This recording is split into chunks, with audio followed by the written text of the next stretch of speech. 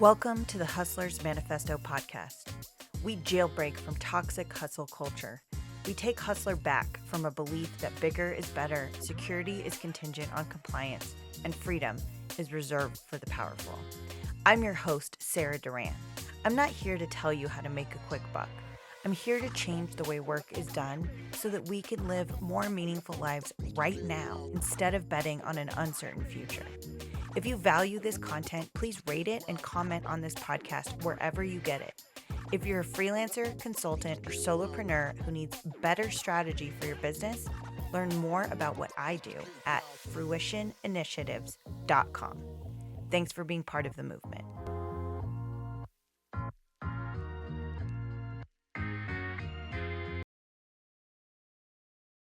Hi, Yuri.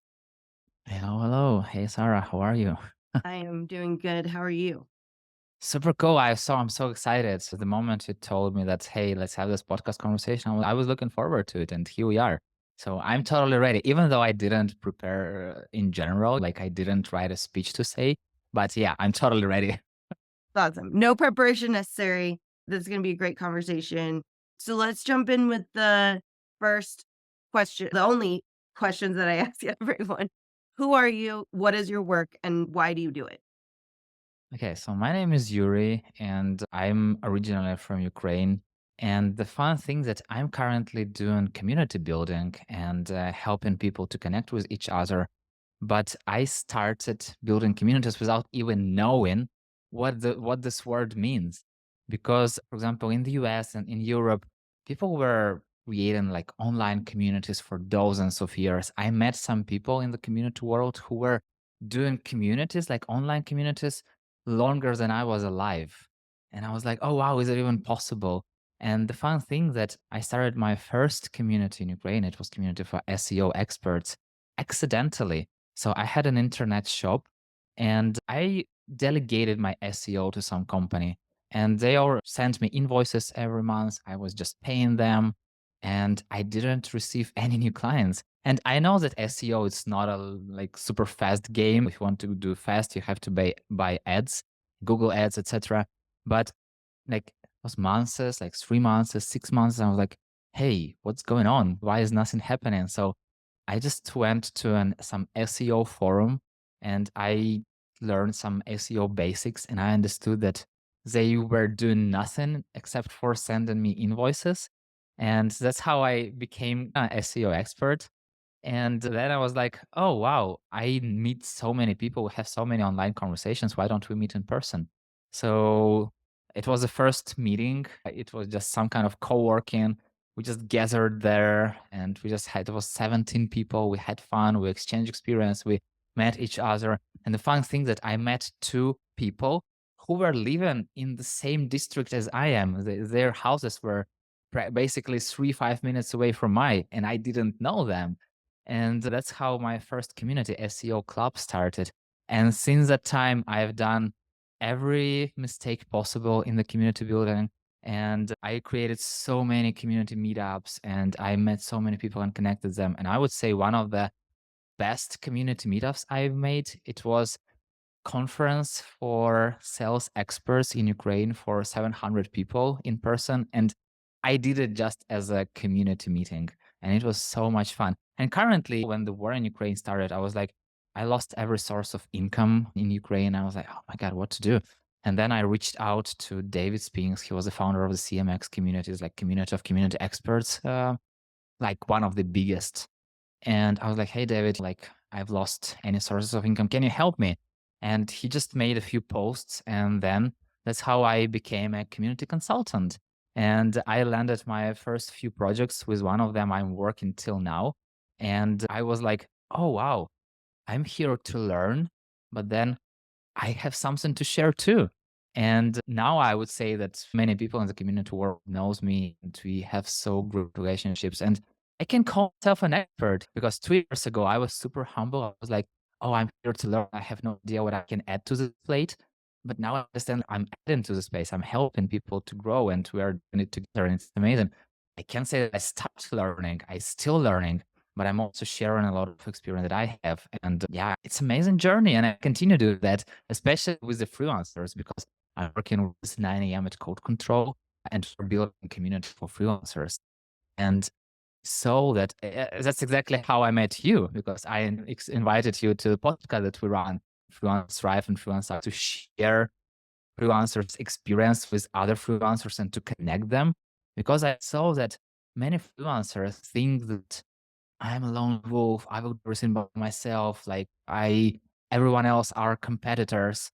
It doesn't work that way because when you are connected with each other, you can do so much more and you can do so much better. So currently, I'm focusing on building these communities and help people to understand the power that united we are much more powerful than by ourselves. Okay, so many questions. The first one is, tell me, I think that I have recognized how much people need community. And I also think that it is really hard for people, at least in my experience. And I will tell you like how I came to this. Let's see, 3 years ago, 4 years ago, me and a former business partner of mine went about like creating a community for freelancers. And we were like, people need community, right? And of course, when you build something like that, your first thing is who is this for? What is the problem we're solving? How do we talk to them? What is the language we're using? And what I figured out and what I figured out since, because now I run a coaching program based on community. There's a community coaching program. Hmm. People don't know, in my experience, people don't know that they need community. So when they get into it, they come to a community because they need something else that they think the community is going to give them, which totally is true. Communities serve lots of purposes. But I feel like the power of community for community's sake is sometimes lost on people. Has that been like, I'm curious with your experience, has that been your experience? How do you find that people and what is the impetus for people, like, joining a community? If you say somebody like, "Hey, join this community," they won't care because like why should I join a community? What's in it for me? And usually communities are created around some kind of challenges, around some kind of problems, and people are joining to solve those problems. And expectations are that okay, I have this problem, I have this question, maybe there is somebody who already have gone through this path. Maybe they can share something with me. Or maybe somebody is struggling with the same thing at this exact point in time. And maybe we can find something up together. And what I learned from this Freelance Sucks series, where we talk about freelancers' challenges, that so many challenges are repetitive, are the same. So people hate admin work, people struggle with time management, people struggle with finding new clients and chasing them and invoicing them and getting paid. And they're not alone. And just knowing that you are not alone in it, it's making it so much easier because you usually when people are just starting freelancing, for example, they're like, oh, I have to do this, I have to do this, I have to do this. Nobody understands me because it's good if you have friends, freelancers you can talk to. It's good if you like, I don't know, if your partners are freelancers. But if, for example, your partner is working in a corporation, your friends are working in different spaces, and nobody even know what does it mean to be a freelancer, you will say something to them and then, yeah, we don't know. Like we're just, they decide everything for us. We have no such challenges. And you think that, oh, I'm a unique person. Nobody has these challenges. What do I do? But then when you go to community, specifically that solves your problem, for example, if it's a community for freelancer, most likely they do the same. They have the same struggles. If you go there and share your challenges, you meet so many people who can help you. And it really propels you, it really makes you thrive. Because once again, you understand that you are not alone. Secondly, you understand that there are people who already gone through this path and they might help you. And thirdly, you can learn from them. You can learn from them. And just by listening different stories, I'm not saying you have to follow them step by step, but just by listening to those stories, your mind will work in another way. You will see the bigger, clearer picture for yourself. And yeah, that's exactly why people need to join communities to talk to like minded people and to make your own decisions. I could not agree more. That totally aligns with my experience in building and facilitating communities. And I think you're hitting the nail on the head that people come in because they have a need, they have a pain point. And when you get in, you realize that that while the pain points are you could absolutely solve those through the power of the community. It really is that like-mindedness that I think you're hitting on because I don't know, I only have the US statistics on this, but technically only 10% of, and this is not even freelancers, 10% of workers in the US are quote unquote solopreneurs. So it's like a single person business. And probably a much smaller percentage of that actually classify themselves as freelancers. And because we exist in this world where like most people have jobs that don't look like ours. Like you said, the challenges are completely different. And I don't know about you or your experience with the other freelancers that you talk to, but in a lot of cases, my friends and family don't fully understand what I do. B, may not even think it's a real job. I think most people that know it's much easier to hold on to whatever is the last real job I had, so which was me being, like, a teacher, and so they're like, "What's summer break like?" And I'm like, "I've been a teacher for 10 years." I don't but it's so hard for people to grasp what independent work looks like when you're not an independent worker, that having there's so many ways why it's so vastly different from working for someone else. That community of people who are on that same path is incredibly crucial to helping us all, like you said, strive and like push forward.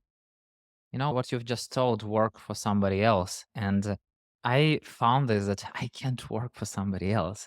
Like I can't do something if somebody tell me to do something. Like I can't just follow this rules and be in this boundaries, be in this box. Because if somebody tell me to do something, I usually do something somehow like my way. And if it's like it's not their expectations, it's their own problems. And the fun thing that currently I'm working with the communities, and definitely I have managers, I have people I'm talking to, but they're not telling me what to do. They're like, okay, you're an expert, you do what you do. We have meetings, we talk about this, I share what I'm going to do, I share what's going on, they have some ideas, I have some ideas, but we like more like partners in here. And I feel like that's exactly what freelancers are also trying to be partners in projects they're working on. Because what is the difference between being a freelancer and an employee if you just still get orders and you still are doing them? Like it's better to go and have like full-time job because you have the social security and all the stuff included instead of being freelancer and like figuring it all out by yourself. Yeah, this is something that for me, it was like a journey. Like I did not realize this. I'd always been I never liked people telling me what to do. That had always been true. But I didn't realize until I had quit my job, I had picked up some contract work. At that point, I still wasn't planning on, like, being a freelancer. I didn't even, like, even understand that that was, like, a real thing, just like we were just talking about, right? And it wasn't until I got to a place where I was actually about to enter into a partnership with someone else in running their company, where I would have been still, like, not an employee, but not like a full flip. He still owned the company, right? I would still be working for him. And it was at that moment where I was like, "Oh, I guess I can't do this." Like, up until that moment, it never occurred to me that was true. And so when you say it resonates with me so much that when you say that because it is something that I think about over and over again is that at this point, that point, and then at every point since then, it is like the thought of working for someone is completely counter to who I am now. There's literally nothing that could bring me to do that because it feels like it would entail me relinquishing my freedom in a way that I've now realized I've now realized what true freedom is. And so but that's like you said, the beauty of the freelancer and the freelancer community and freelancers supporting and working with each other is that it is a partnership, and the way I usually think about it is not it's definitely not vertical, but it's not even really horizontal, it's fluid. Sometimes a freelancer might be working on a project with another freelancer where that freelancer is in more of a leadership role than the other person. That relationship could be totally flipped on another project. And so freelancers learn how to be fluid and adapt to different structures of work together that don't always have to look the same way. It doesn't have to be hierarchical. Yeah, exactly. And also, I was thinking about freelancing that you have to be very open minded and you have to have really good, it's like kind of community builder thing, empathy, but it's still good to have empathy as a freelancer too and have good communicational skills because what I see that there are a lot of great experts, but they struggle with expressing themselves. They struggle with talking to people. They struggle with explaining their thoughts. And if you can't do this, you'll have a lot of problems as a freelancer. Because what I see from my experience, a lot of my job is talking to people, it's communicating, it's agreeing, it's discussing things, not sitting and like creating podcasts or sitting and creating engagement stuff or writing community strategies. A lot of 60% of my job is talking to people. And if I wouldn't have the skill, I don't know what I do. And yeah, it's easy if you are a freelancer that works on a long-term project, like 1 year or 2 years, like in 1 or 2 years, you're just doing this. And then you still have to go out of your comfort zone and turn on your communication skills once again and search for another project. But if it's in you, if you understand how it works, if you open, for example, currently we will have a conference in Berlin in the middle of May. And I'm trying to tell people, like, yeah, I know it's not that easy to go to a conference. Like, why should you go? It's so much easier to sit at home, work on your project, and like in your cozy seat in front of your computer screen. But if you're not there, people do not know that you even exist. Like, how will you have new clients if you are not connecting with others, if you are not talking to them? And it's a crucial part, and people are forgetting about this. I have a lot of freelancers reaching out to me exactly when they need a new project. And I'm like, when did you find out that you will need a new project? Oh, like a month ago or 2 months ago, like I knew that my project was like, why did you start searching just now? Like, why didn't you have any networking? Why didn't you do any networking? Why didn't you meet other people? Why are you doing this now? Oh, yeah, I was busy. But like, how the hell can you be busy if it's your job? Like, you are a Mhm. salesperson, you are a marketer, you are everything in one. You're not just developer, you're not just UI UX designer. You're this everything. It's very pretty much as a solopreneur. Yeah. So it's you have to know that. You have to it has to be in your heart. And you always have to think about this. Yeah, I think that I was just recording a podcast episode yesterday with Laura Burford, and she was talking about how when you work for other people that there's like these she has a framework for teaching people how to be consultants or freelancers. And it's this relationship, the relationship and communication component that like when you exist in a hierarchical structure and someone defines your job for you and gives you all of the work to do, you never really have to think about that, right? Like you have, and this probably definitely varies depending on the job. If you're a salesperson, that probably looks very different, but you don't have to know and understand how to develop relationships in the same way that you do when you're a freelancer. And then I think, and I'm curious if this is true for you too, the biggest thing I hear from freelancers that I talk to is, "I hate promoting myself. I hate selling, Mm, hate promoting myself."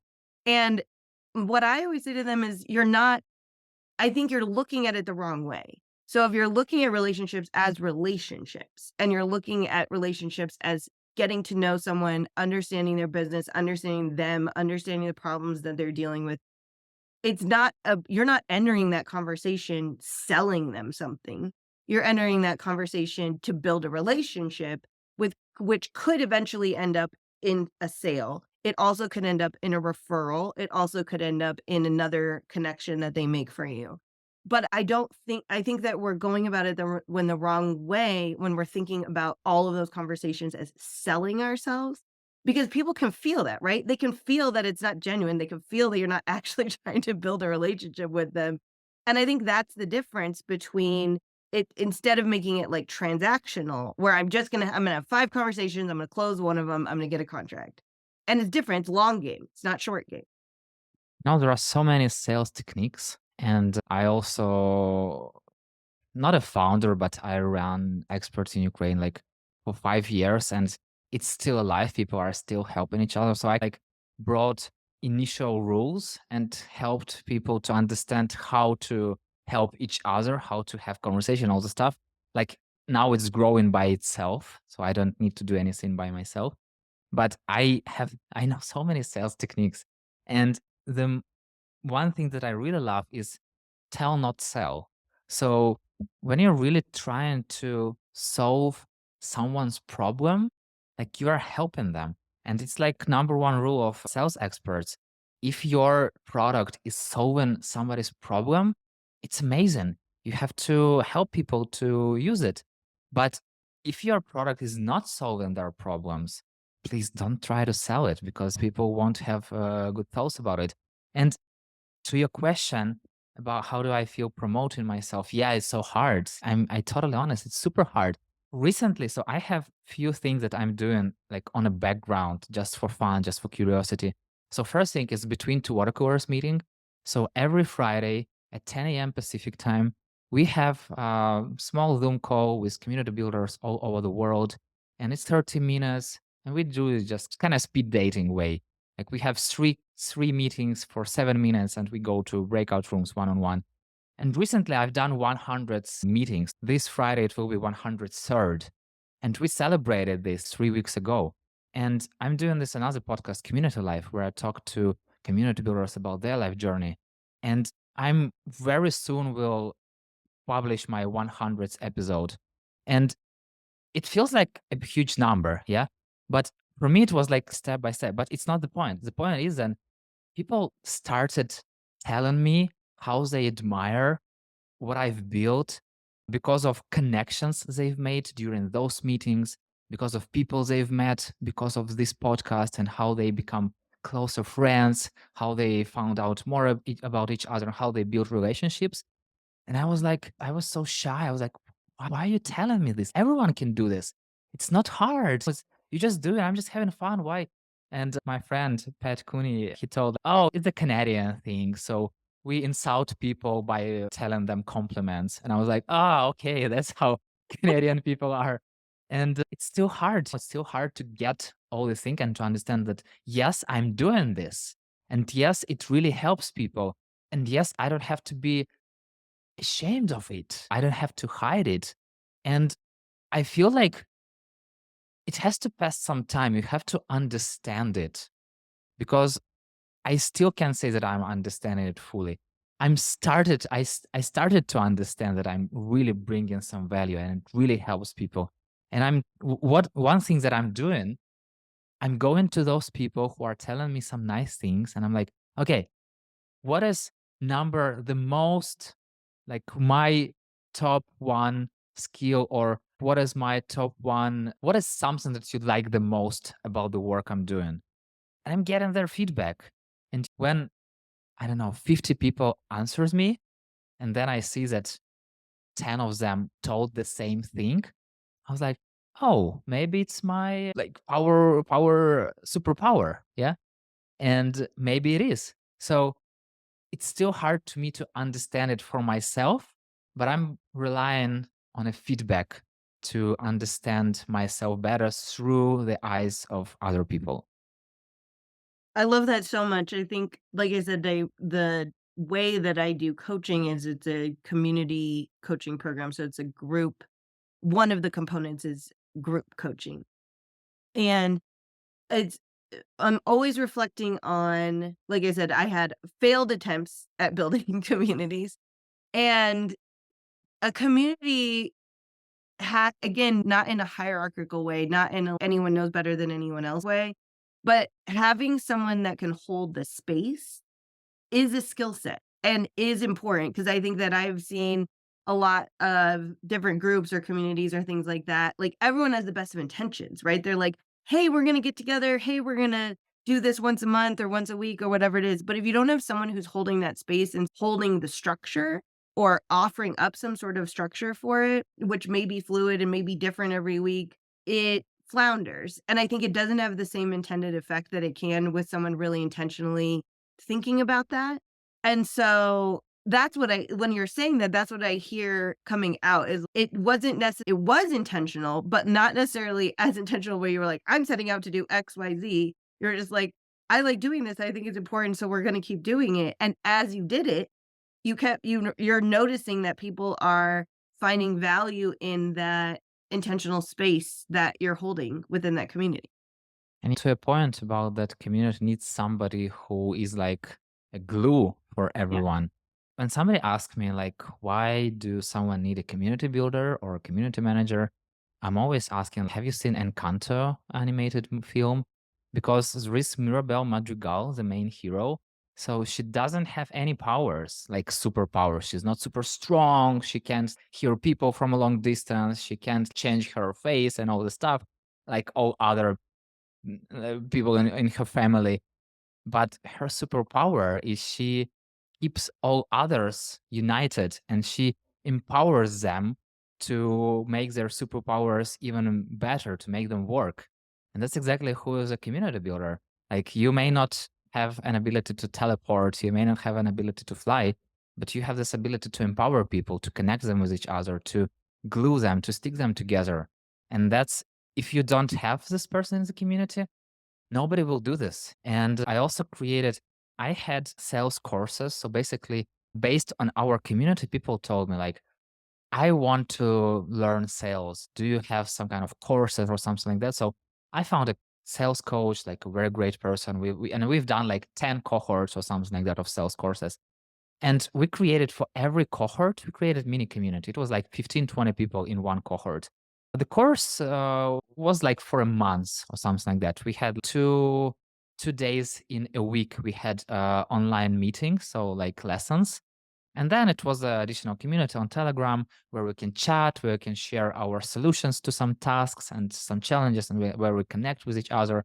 And what I've noticed, it was super active through the course. So people were sharing their introductions, people were connecting, people were talking to each other, discussing things. Then when the courses end, it was like 1, 2 weeks, like smaller engagement. And like in another month, it's like crickets. And the same pattern was for all 10 groups. And I had even an idea, what if I create one community that will include all the groups inside? Nothing, because people needed this sales coaching. They didn't need other people, basically. So they needed them when they were going through it. But then they connected. Yeah, they made friends, but not one more chat. So it has to be always an intention, and it has to be always somebody who always like bugs people like, hey, what's on your mind? What challenges do you have right now? Is there anything I can help you? And it's totally okay if people say, hey, no. And in every community, there are no lifelong communities. It's totally okay if you join some kind of community at some point of your life. And then when you overgrow it, or you pivoted, or you've done something else, you don't need it anymore. And you have to tell yourself, yes, I've got everything that I wanted. I gave away everything that I could, but now it's time to go. And it's also totally good. Yeah, please better stop me because I can talk about communities forever. No, I love it. I think it's something that I've been reflecting on a lot in my own in the places where I also hold space for different communities. And that intentionality and that it is a skill set, right? Like it is something that you have to do deliberately because it can't just be like, "Oh, we're gonna bring 100 freelancers that do the same thing together and they're just gonna figure it out. They're just gonna find value." And yeah, I think it's super important work that you're doing. And let's definitely have you back on again soon to tell us more about your experience and how things are evolving. But for now, why don't you tell us where we can find out more about you? Yeah, the easiest way is LinkedIn. And I feel like there are not that many Yuris. If you just type Yuri Lazaruk, I feel like I'll be the one. I didn't meet any other Yuris there, you know? It's weird, but it is how it is. So the best way, go to LinkedIn. I'm always there. But it's better to, if you send me an invite to connection request, please add some kind of message. Because recently I've used some automation tools to invite people to communities, and I grew my follower base like up to 7,000 or something like that. And now I'm cleaning my network because I meet so many people who I have no idea who they are, but I really want to be intentional. I really want to make these good connections because otherwise, like, why should we connected if we are not helping each other? And yeah, please send me some message on LinkedIn and let's connect. That sounds great. And we'll make sure to put the link to your LinkedIn profile in the show notes. Thank you so much for having this conversation with me today. I really appreciate it. Thank you very much, Sarah. And yes, it's just the beginning. I would be happy to continue it. It definitely